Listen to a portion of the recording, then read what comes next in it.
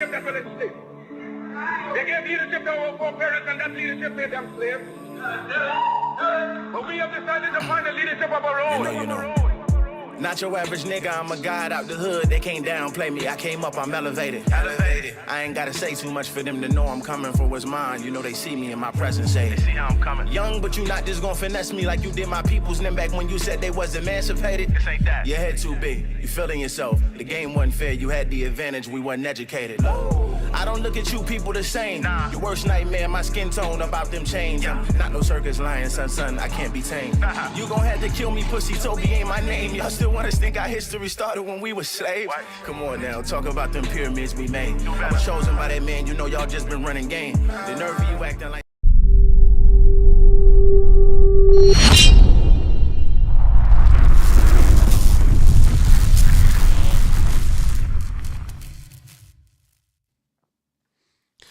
Welcome, family, to Shifting the Culture Podcast. I am your host, Brother King Cam, and I'd like to thank all of you all for tuning in. Today, we're going to be discussing Dr. Umar Johnson, his recent interview on Joe Budden Podcast. We're also going to be discussing Tank Davis, or Gevonta Davis, and his recent name change, or as people say, converting to Islam. He did change his name to an Islamic name, so we're going to be diving into that. But first, what we want to do is we want to get into our family that's checking in all over the country, all over the world to Shifting the Culture Podcast. We do have love from all over the world. This is an international platform, so shout out to you in the comment section. Let me know what city and state that you tuned in from. Also, Facebook family, I need you to like and I need you to share. I need you to put this in all your Facebook groups. Get your Facebook family, get everybody tapped in and tuned in to what we're doing. YouTube, I need you to like, I need you to hit that bell, stay notified each and every time we drop a video, and I need you to subscribe so we can grow over there on YouTube. I need the Twitter family to retweet. Now, they do have a new feature on the software that allows you to stream live on Instagram. I haven't implemented it yet. Give me a couple of days. I'm going to play around with it, and we're going to get Instagram live streamed in on here too, and then we can shout out to the Instagram family. But we do repost the clips, repurpose the clips, and they hit Instagram, so we're going to need IG to show us some love. So we want to discuss Dr. Umar and his latest interview on Joe Budden Podcast. Want to get into that because, I thoroughly enjoyed the interview. I agree with 95% of what Dr. Umar was saying in the interview. And per the words of Joe Budden, he's guest of the year, which I think is dope. Guest of the year, Joe Budden Podcast. He was cooking the whole 4 hours. Now, it is a 4-hour interview.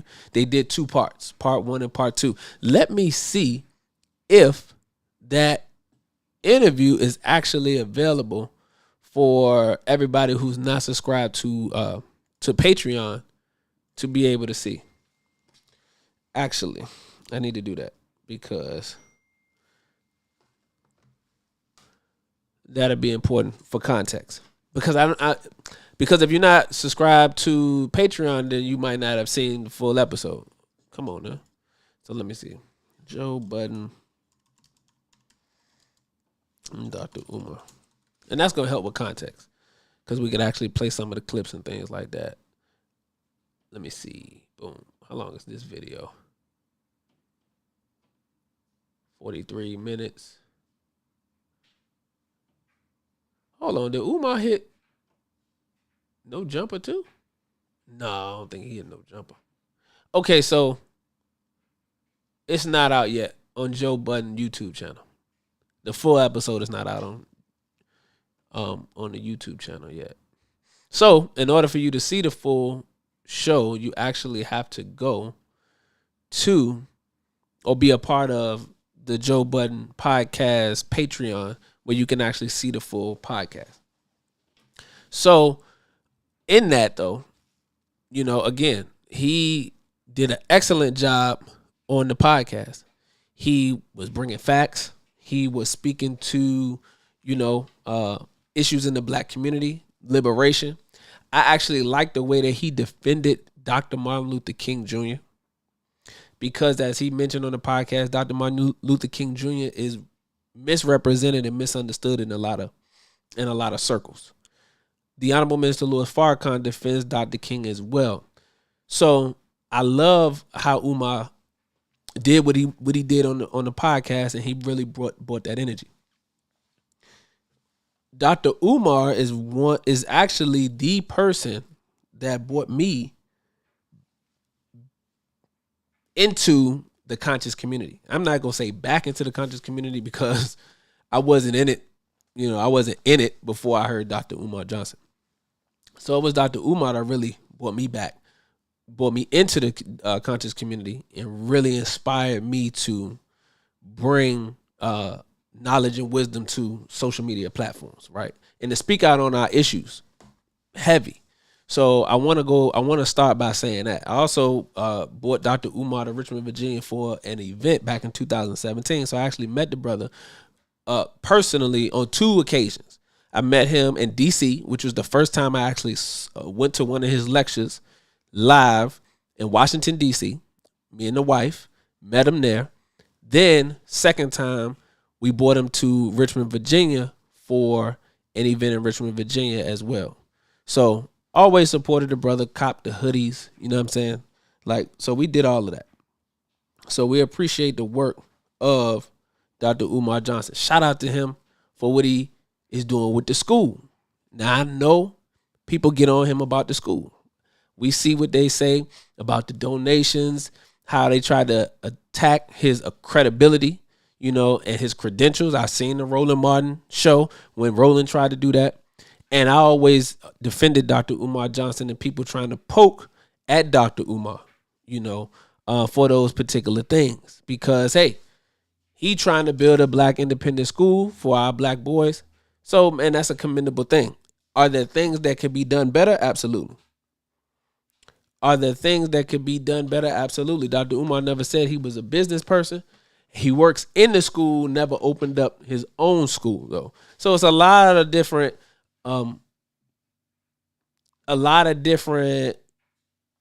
things that go into building the school. So I never got on Umar about the school. I just want the brother to be successful and to produce the school so people won't be able to say nothing about him after he produced the school. So shout out to him, and we appreciate his work. And if you have listened to Dr. Umar, any of his interviews, any of his content, he's a Pan-Africanist, and he is in the Garveyite movement, So his upline or his mentorship, is coming straight from Frederick Douglass and then Marcus Garvey, the Honorable Marcus Garvey, right? So we understand that. So I watched the interview. Like I said, interview of the year on Joe Budden joint. I want everybody to go check it out. I'm advocating for everybody to go. If you not a part of the Patreon community, become a part of the Patreon community or wait for it to come out. But you got to check the interview out because Umar was cooking that whole interview. However, my brother made a mistake. My brother made a mistake in the interview, and I want to help correct the mistake that the brother made in the interview in reference to the Most Honorable Elijah Muhammad. Now, brother Dr. Umar is a very intelligent brother. Very intelligent brother. And I know that he doesn't make mistakes intentionally. I don't believe that the brother makes these mistakes intentionally. I know he's a very well-read, well-studied brother. So, but he made a mistake. So I want to help out. Like I said, I want to help our brother with the mistake that he made. I really am going to also, never mind. Anyway, I want to help the brother with the mistake that he made in the interview where he said that Malcolm's ex-parents were lieutenants in the UNIA, which is the Universal Negro Improvement Association, the organization created by Marcus Garvey. We do know that Malcolm's ex-parents were in the UNIA. No issue there. The next statement he said, though, was that the Honorable Elijah Muhammad, who was Elijah Poole at the time, was also a member of the UNIA. That's not true. And we want to just correct the narrative with love. We want to correct the narrative with love.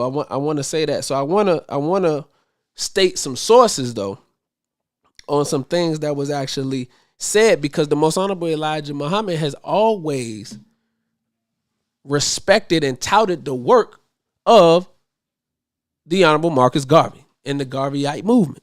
So we have always come from that vein, always come from that love where we respect the work that the Honorable Marcus Garvey has done.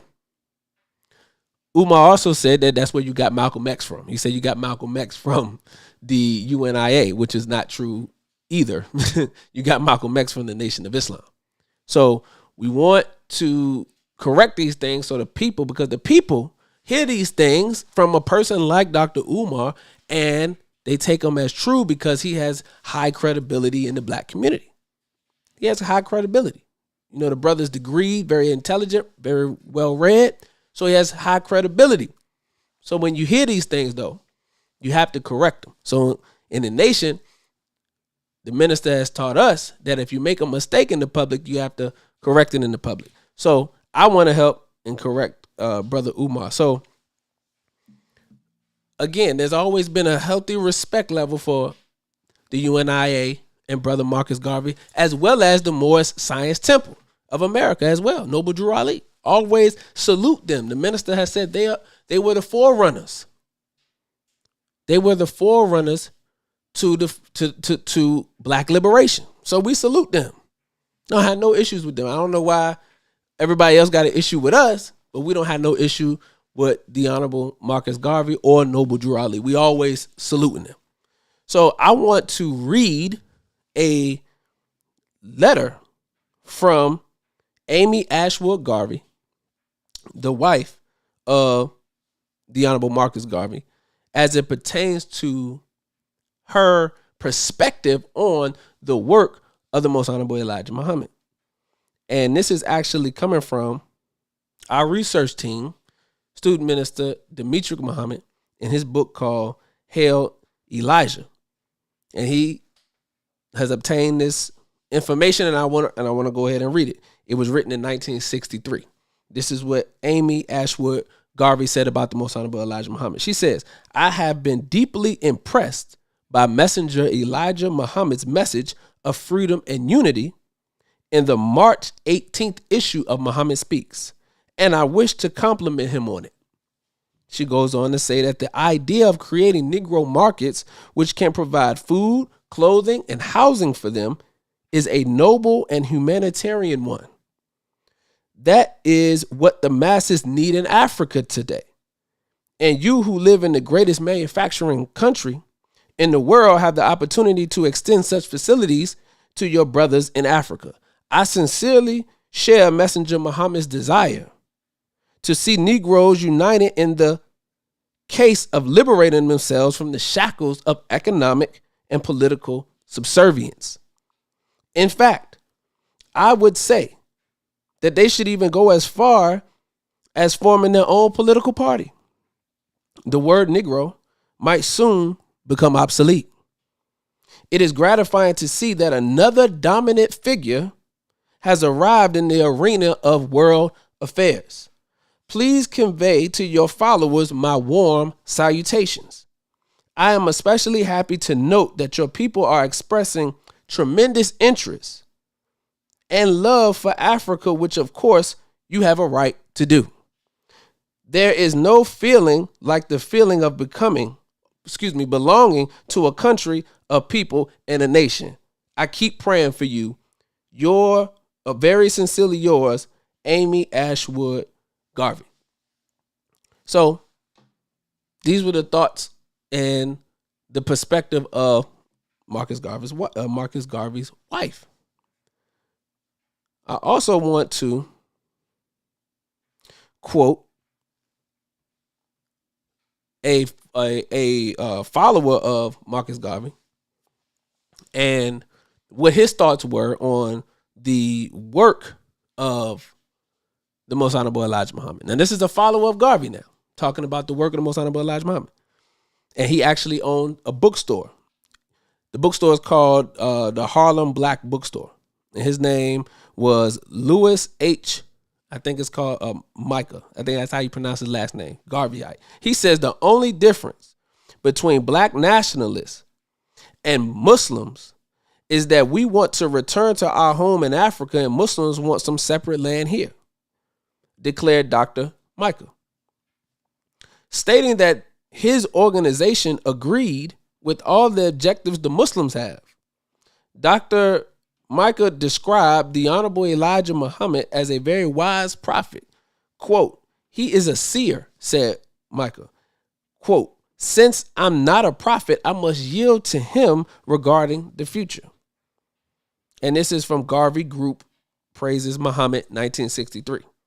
Right? So, again, you have a follower of Marcus Garvey who is showing love and talking about the work of the Most Honorable Elijah Muhammad and what's being done. The comparisons between the two movements, the differences or the comparisons or the likeness between the black nationalists and the black Muslims, right?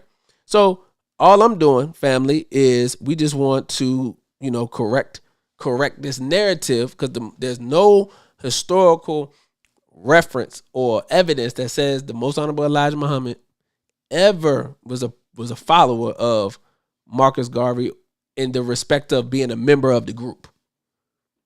In the respect of being a member of the group. He was never a member of the group. Never a member of the UNIA. Dr. Umar said he was a member of the UNIA in Detroit and Chicago. That's incorrect. So we wanted to just correct that narrative. And then I also want to give this as well because this is important to know from the mouth of Marcus Garvey. And this is coming from a book called Our Story, in the Name of Allah, a Black Muslim anthology of Nation of Islam Pioneers, 1930s to the 1940s. And this is by Brother Wakil Allah. And in this book, he states this. He says, the name of this particular portion is Marcus Garvey said, A Messenger Will Follow Me by Herbert X in 1949. And this was in Muhammad Speaks June 5th, 1964 on page 7, New York City. So this was printed in Muhammad Speaks in 1964. But listen to this from Brother Herbert X and what he wrote as far as his experience of going to a meeting and hearing the words of the Honorable Marcus Messiah Garvey. This is what he said. New York, 39 years prior to my initial introduction to the teachings of the Honorable Elijah Muhammad, I remember hearing the Honorable Marcus Garvey predict the coming of the messenger. It was a Sunday night in 1919 at Liberty Hall on West 138th Street. Someone asked Mr. Garvey what kind of government would he start when he got back to Africa. Mr. Garvey said, an Islamic government. What book would he use? The Holy Quran, Mr. Garvey answered. So someone said, why not teach it? It was then that Mr. Garvey said, oh no, I am not the man for that. There's one coming behind me. He will give you everything. That's the man to follow. End quote. I'm gonna read it again. This is what Marcus Garvey said. They asked him, what type of government would you start when you went back to Africa? He said, an Islamic government. They asked him, what book would you use? He said, the Holy Quran. They asked him, why not teach it? Marcus Garvey said, quote, oh no, I am not the man for that. There's one coming behind me. He will give you everything. That's the man to follow. End quote. Those are the words of Marcus Garvey about the Most Honorable Elijah Muhammad. I'm just giving the facts. Now, you can argue opinion and how you feel all day. I'm just giving you the facts. I'm helping Brother Umar. Okay? In 1949, at the age of 60, I first heard the teachings of the messenger. Although I had lived among Muslims in Ethiopia, when I went there to the crowning of Haile Selassie, they never interested me. I was brought up in the Anglican church, but it never appealed to me. And when I became a Garveyite, I dropped all religion. So this is a brother that was a former Garveyite and had visited Africa and had been among the Muslims, but was never interested in the Muslims until he heard the teachings of the most honorable Elijah Muhammad. But this brother was a former Garveyite. So he said he became a Garveyite. He dropped all religion. He goes on to say, but when I heard the teachings of the Honorable Elijah Muhammad, I immediately recalled the remarks of Mr. Garvey uttered 30 years earlier. I said, this is what I've been looking for. So this is a brother Herbert X, who recalls his story of going to a meeting with the Honorable Marcus Garvey, and the Honorable Marcus Garvey predicting the coming of the most honorable Elijah Muhammad, and tells his followers at that meeting that when he comes, he's going to give you everything, and that's the man to follow. That's the man to follow. Say, hey, I'm just giving the facts. You can go ahead and do what you want to do with them after that. I just wanted to lay that base, because for whatever reason, people get on platforms, people get on podcasts, people promote themselves, people do whatever it is that they do, but we always want to shortchange what the most honorable Elijah Muhammad and what the Nation of Islam has done in America and all over the world and impacting our people. This just the real. So we'll put out everybody else's name. You will hear Marcus Garvey, Martin Luther King, and Malcolm X in liberation conversations more than you hear the most honorable Elijah Muhammad or the Honorable Mr. Louis Farrakhan, who is living. And for me, it is a cop-out for a lot of the activists who lean on Dr. King, Marcus Garvey, Malcolm X, but don't give the respect to the Honorable Minister Louis Farrakhan, because it's easier to uphold the views and the perspectives of a leader who can't hold you accountable to those views and perspectives no more. See, because they dead and gone. So you can hold value to the perspectives and the views and the mission, right? But they're not alive to keep you accountable to it. They're not alive to hold you to the standard. So you can fall back on them, and they can't see how you moving out here and then apply pressure to what you're doing to say that's in line with the message. That's in line with the views. This how you should handle this. This how you should do this. They're not around to do that. So we love Marcus Garvey, Dr. King, Malcolm X, Medgar Evers, Fred Hampton.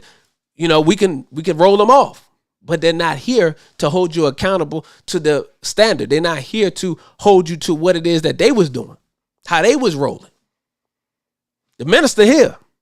So the minister will come out and he can say X, Y, and Z about what's going on, how we're operating today, what he's seeing in the movement, and then we'll be forced to have to correct whatever missteps that we done took or we've taken. Let me use correct English. Any missteps that we have taken. But see, with the dead activists, freedom fighters, ancestors, they can't do that. So it's easy for us to lean on them because there's no accountability in that era. But the ones that's alive, the Honorable Minister Louis Farrakhan can hold us accountable. So for me, I think that's a cop-out because that leaves room, that's gray area for us to be able to do what we want to do. And then we can always throw up, well, Malcolm said this, Martin Luther King said that, and they did this and they did that. Yeah, but what would Martin say about what you're doing right now? What would Malcolm say about what you're doing right now? Everybody that's throwing out Malcolm's name don't live the life that Malcolm X was living. Everybody that throw out Marcus Garvey's name, not living the life that Marcus Garvey was living. I'm talking about discipline. I'm talking about as far as discipline. I'm talking about as far as studying. I'm talking about as following their regimen, that attributed to them developing a message, that attributed it to them of developing a movement. So that's why a lot of the movements that they started are no longer living today. Because those who claim to be followers can't be that good of a follower if you haven't been able to keep the organization alive. You haven't been able to keep the movement alive. So that's all I'm saying on that. So we just wanted to correct the narrative for Dr. Umar and Most Honorable Elijah Muhammad being a member of the UNIA. And there's nothing wrong with being a member of the UNIA if that's what you were. But we don't want to keep pushing incorrect information. So we wanted to just clear that up and then also bring some context to the thoughts behind the Garveyite movement and the work of the Most Honorable Elijah Muhammad and the Black Muslims. Because as we can see, former members and the wife of Marcus Garvey appreciated and applauded the work of the Most Honorable Elijah Muhammad and the Nation of Islam. So we wanted to go ahead and clear that up. We wanted to get that out the way. All right. So shout out to everybody in the comments section. Let me know what city and state that you are from. Another thing that was also mentioned in the interview was this idea that there is, no free thought or freedom of thought for liberation in religions. And for me, I just think that is opinion, because I think it's based on the person. I think it's based on the person. So the liberation of consciousness and free thought, I think that's based on the person. People that accuse religions in totality don't give enough accountability or responsibility to the people that's participating in these religions. That's just my thought. Now, I think Karl Marx said that religion is the opiate of the people. Right? So that's a fact. People get drunk on religion, especially black people. We get drunk on religion, and you use religion as an excuse for the behavior that you participate in, the things that you do, all of these different things. Right? Even when the scripture don't align with what you're doing. That's why we are cherry pick scriptures. We cherry pick parts of the Bible that agree with us. We leave the parts of the Bible and the Holy Quran that disagree with our lifestyle. That's in every organized religion.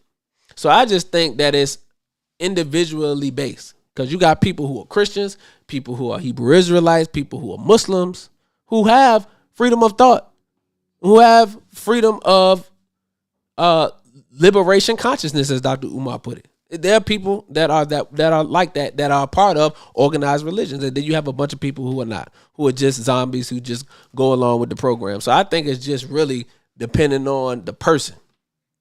And you should always do your research. And any pastor, preacher, imam, sheikh, mullah that is discouraging you from following up what they're teaching with your own research, doing your own due diligence, that's a red flag. That's a red flag. That's cult-like behavior. That's a cult tactic to stop you from actually verifying the information. You should always verify the information. I was taught trust but verify. Trust but verify. You should always do that. Just because somebody tell you something, this is just in life in general. Just because somebody tell you something, you should always verify. It's good to do that. Now, some people may be offended by that and say, you're not taking my word for it. No, I take your word for it, but I just want to verify, because you might have forgot something. We all humans. You should do the same thing with me. You should do the same. Somebody should do the same thing with you. If you tell them something, you should be like, all right, yeah, this is what's going on, but just you can double check it just to make sure, because I might have missed something. So trust but verify. So that's what, if you're a part of any organized religion, you should do that. If that's being discouraged, that's a red flag. That's a red flag. But freedom of thought and liberation of consciousness does exist. It does exist. It's just on an individual basis based upon what you got going on in your own mental space. You know. Now, switching gears over to, well, not even switching gears, because honestly it's kind of in the same realm, because recently we see where Gevonta Davis, changed his name. Let me go ahead and pull that up real quick. Where Gevonta Tank Davis then changed his name, and it was like this big thing. You should have saw the comments that was going on when it came out on the blogs that he had changed his name to a Muslim name. Abdul Wahid, the servant of the one, right? So he come out with that, and they got it all in the news. I'm gonna pull up this news article right here where it says, hold on, let me scroll up. Oh, here we go. Okay, cool. It says, boxer Gevonta Davis converts to Islam in ceremony at local mosque. Now, if you're not familiar with Islam in the United States of America, it's heavy in Baltimore, it's heavy in Philly, right? It's heavy in the North. So where Gevonta Davis is from in Baltimore, it's heavy Islamic influence. Philadelphia right there, Jersey right there, New York right there. So it's heavy Islamic influence in those areas. So I just wanted to add that as, what's that making that noise? Just wanted to add that for context. All right. So anyway, it says that, move this stupid thing. That boxer Gevonta Davis converts to Islam in ceremony at local mosque. See if I can get this out the way. Stupid ads. Okay, so it says that Gevonta Davis, a world-renowned boxer from Baltimore, converted to Islam on Sunday in a ceremony at a Maryland mosque, Imam Hassan Abdi said. In the ceremony at the masjid, this is really getting on my nerves. This ad. Stop seeing this ad. That's not gonna let me get rid of the whole ad. Anyway, so Gevonta is at the masjid in Woodlawn. Davis performed the Shahada, the Islamic testimony of faith, and embraced the Muslim name, Abdul Wahid, which means the servant of the one. Davis hasn't legally changed his name, however. So, yes, taking his Shahada, La ilaha illallah Muhammad Rasulullah, which means I bear witness there's no God but Allah, that Muhammad is his messenger. So, he has done that and changed his name. Now, on the internet, you would have think that Gevonta Davis committed a crime, especially from the Christian family that was all in the comment section getting on, not necessarily Gevonta Davis, but they was really getting on the imam for some of the things that the imam said. And we're gonna start unpacking some of these theological differences. We're gonna start unpacking some of these theological differences, because I think the conversation has to be had. Then the conversation has to be had on these theological differences that we gotta chop it up. So we're gonna go ahead and do it here on Shifting the Culture, because there were some things that was said by the imam that the Christian community did not agree with. They was heavy in the comment section disagreeing as far as that's concerned. And then you had a lot of people who was just like, just saying some off the wall stuff. And the thing about it for me was that if it don't matter what you decided to become a part of, what religion you decided to be a part of, Christianity, Hebrew Israelite, Muslim, Judaism, if it's helping you to become a better person, helping you to get closer to God, then what issue do we have with that? I don't have no issue with nobody trying to get closer to God. You don't have to come by way of Islam if that's not what you decide to do. You don't have to do that. It's not a requirement. You're not no less of a human being because you chose another route. You're no less of a human being because you chose another route. But to see all the negative comments after he decided to change his name was kind of disturbing, heartbreaking, because it's like, the brother came from poverty, came out of the streets. If it wasn't for boxing, he could be breaking in somebody's house. He could be committing the murder of your son, your nephew, your husband, right? So now outside of boxing because he had his legal issues as a professional boxer, even with boxing taking him out of poverty and helping him change the condition of his family. And recently he had purchased some property in Baltimore and it had been burnt down and things like that. So the brother has been doing some good things. And now for him to embrace a faith that embodies self-improvement, that should be applauded. That should be applauded. On all levels, that should be applauded. Whether you agree or not, it should be applauded because the brother is looking to get closer to God and to be a better human being. Be a better brother, be a better boxer, be a better husband, fiance, boyfriend, whatever the case may be. He's just trying to be better. And you should applaud anybody who's trying to be better. That's it. That's it. And that's all. So I think we have to just be better at not mixing our own personal feelings into what somebody else got going on. We take a lot of stuff personal. And we cast a lot of judgment on people, especially those who say they are students of the scripture. And it doesn't matter what organization or religion you claim to fall up under, or even if you call yourself spiritual. We are judgmental as hell as a people. Anytime any of the blogs come out with any type of celebrity news, and especially if it's taking somebody down, it's an accusation somebody committed a crime or some rumor that came out, we eat it up. Before there's any evidence, any proof, any trials, anything, we eat it up. And we condemning and casting judgment on that person. After Jesus said, let him who? What? Let him without sin. Let him who is without sin cast the first stone. See, in the ministry of Jesus, he had to deal with a woman who was brought to him on the grounds of prostitution. Or fornication, adultery, actually. And the woman is brought to Jesus on the grounds of fornication and adultery, but you got to look at this whole picture now. She didn't fornicate by herself, so where's the other party? Hold on. That's one question. She didn't fornicate by herself, so where's the man that she fornicated with? See? So we got to think about that. That's very important. Takes two people to commit adultery, not one. But then those who brought her to Jesus said in the law of Moses, when you commit adultery, you ought to be stoned.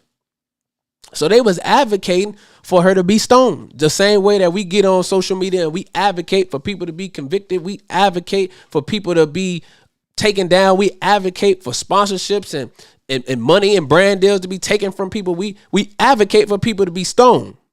And what Jesus do? He said, okay, well, let him who is without sin, him or her without sin, go ahead and cast the first stone. You can start the stoning process, the person who is without sin. And guess what happened? They got up and left.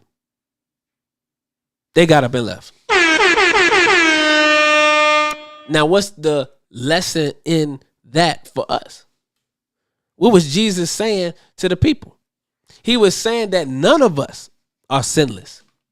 All of us have faults. All of us have things that we have done in our life that we regret. The Honorable Mr. Louis Farrakhan has said the exact same thing. We all have done things that we definitely don't want to come out in public.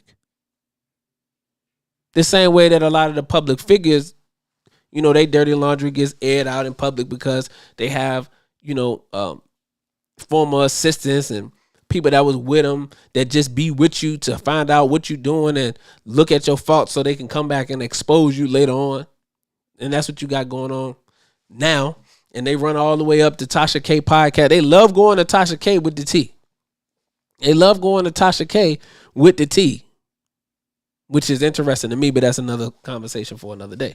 However, we all have things that we have done that we don't want people to know about. Now, the minister said if we was all sinless, so like if you was free from sin, then you'll be in a position to be able to talk about somebody else in their sin. You would. But the problem is the media, the blogs, those who are writing about this stuff are sinning right now, like in real time. They finished writing the story and went and go did some sinning. But see, ain't nobody writing about them. So it's really hypocritical for us to highlight people's faults as if we don't have any faults of our own, and take joy, because not only reporting it, but we delight in reporting people's downfalls and issues and problems. We just love it. And then the people, we love to consume it. We love to consume it. So the minister said that we as the people have become like swine. And being like swine, if you have ever watched a pig, you ever grown up on a farm, watch pigs, they keep their nose to the ground. They keep their nose to the ground because they are constantly looking for food. They're constantly looking to eat. They're gluttonous. It's not that they haven't eaten, but they're constantly looking for more food to eat and eat and eat. And also, the diet is anything that's available. Anything that is available, they eat. They wallow in dirt and they wallow in mud and filth. And they eat anything that's presented to them.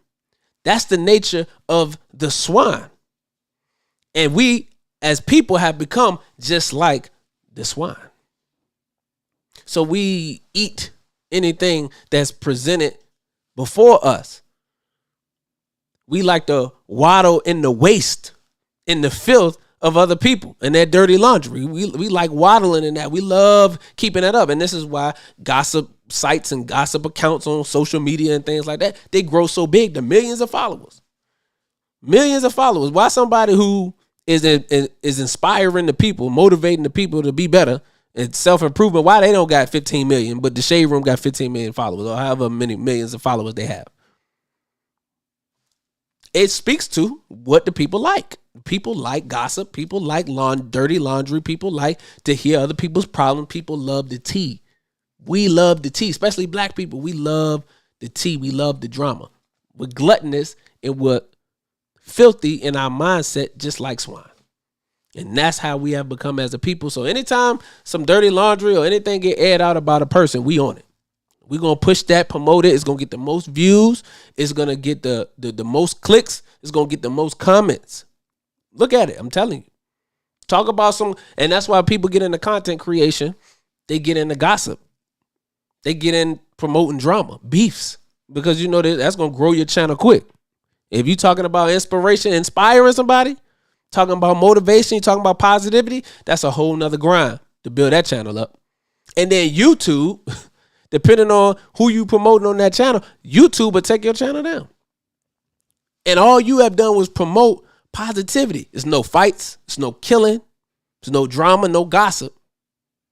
Those channels will be taken down on YouTube. But the ones that promote the fights, promote the killings, promote all of the negativity in the world, especially in our community, those channels are always up, never taken down. You'll never see any of those influencers or content creators talking about YouTube took their channel down. So that just shows you what YouTube really wants to promote, what they really going to monetize, what they really want to pay the creators to make. So that's just something for us to think about. So I wanted to come on, wanted to discuss that again. Like I said, my overall perspective on the interview with Joe Budden and Dr. Umar was, you got to check it out. You need to tap in. Definitely check it out, because Dr. Umar was cooking the whole interview. He was cooking them up. Everybody who want to be bunny hopping in the snow bunny crisis, he was on them. He talked about liberation, what it takes to be in the liberations movement, what it means to be a freedom fighter. He went over some stuff. Dr. Umar was laying it out. He was cooking. So I want everybody to go and check it out. And then, man, let me know your thoughts, your comments on this video and on this show, so that we can, hear the feedback from the people. So that's what we wanted to discuss today, family. We certainly appreciate it. Normally, we come with our music. You know, we normally come with our music. Shout out to Golden Child. We always blasting his records here at Shifting the Culture Podcast. Man, somebody get in touch with Golden Child and tell him come holler at us. You know, we got the Unity hat on right now. And we repping the brand, and we always pushing the music. So man, tell him we need some more merch or something. But we love our brother though. So normally we'll play the video and stuff like that, but we didn't do it today. But you hear it in the background, obviously doing the commentary. But I want y'all to go to any streaming platform, type in Golden Child Rebellious, check out that record because it's one of the hottest records out today. Yeah, I'm on that. See? You should know that. I can't let them castrate me. No, sir, they won't pay me for my man. Speaking to it. US soldiers come home and the people thank them for their service. If they knew how many lives we saved, they thank us for our service. Yo, that was one of the realest bars on there because people don't really know how many lives the Nation of Islam has saved. And if you knew, you thank us for our service. We keep a lot of neighborhoods and communities safe at night because of the teachings. Restrains a lot of people from doing a lot of ill things to other people because of the teachings. So, but yeah, make sure you go and check that out, family, on all streaming platforms. Go ahead and get that Golden Child Rebellious. Man, and again, man, we appreciate everybody for tuning in, checking out the show today. Let me know what you think later on. We certainly appreciate it. And until next time, now, you know this is not normally our drop date. We don't normally drop outside of Tuesdays at 9 p.m. We don't normally drop outside of Tuesdays at 9 p.m., but I wanted to hit this Dr. Umar in this Tank Davis, Gevonta Davis situation, you know, because the news cycle is fast moving. So if you don't come out and you don't hit it right then and there, then it'll die down. So by the time next week roll around, something else that happened. Something else that happened that we got to inform the people about and got to bring the facts to them. We got to make sure that we shifting the culture at all times. That's the mindset. That's the idea. That's the thinking. So we always thinking about, okay, how we shifting the culture on this particular situation, how we shifting the culture on this particular story and this particular angle or event that has happened in the community with the culture. We always have to be thinking that way because it's time for us to have a mindset shift because we cannot continue to do the same thing. Well, Brother King Cam, why is it mindset? Why does it have to be a mindset thing? Because we need banks, hospitals, schools. We need all that. We need all of that. I agree. But what happens is if you don't change the mindset, the same Negroes that are sitting around doing nothing, not building anything, if you build a hospital, if you build a bank, if you build a school and put the Negro that got the white mind inside of the school, the bank, the grocery store, the hospital, they're going to tear it down. They're going to tear it down. That's why they said you can take niggas out the hood, but you can't take the hood out of niggas. So you can take them, drop them in an affluent community, and they're going to turn that affluent community into the hood. Why? Because it's a mindset thing. So shifting the culture is about addressing our mental issues. See? It's about addressing the mental condition and shifting the mental paradigm. This is why in the scripture it says, be ye transformed by the renewing of your mind. Not the renewing of your bank account, not the renewing of building institutions, but the renewing of your mind will lend to building institutions. The renewing of your mind will renew your bank account. The renewing of your mind will bring into reality a new civilization, but first the mind has to be renewed. So that's what shifting the culture is about, family. So we appreciate you all for tuning in. Thank you again. Make sure you follow us on all our social media platforms at Brother King Cam. And salute to the family. Peace and blessings. Any leadership that teaches you to depend upon another race is a leadership that will enslave you. Any leadership that teaches you to depend upon another race is a leadership that will enslave you. They gave leadership to our foreparents, and that leadership made them slaves. But we have decided to find a leadership of our own. Not your average nigga, I'm a god out the hood. They can't downplay me. I came up, I'm elevated. Elevated. I ain't gotta say too much for them to know I'm coming for what's mine. You know they see me in my presence, say they see how I'm coming. Young, but you not just gonna finesse me like you did my peoples. Then back when you said they was emancipated. This ain't that. Your head too big. You feeling yourself. The game wasn't fair. You had the advantage. We wasn't educated. I don't look at you people the same. Nah. Your worst nightmare, my skin tone about them chains. Yeah. Not no circus lion, son, I can't be tamed.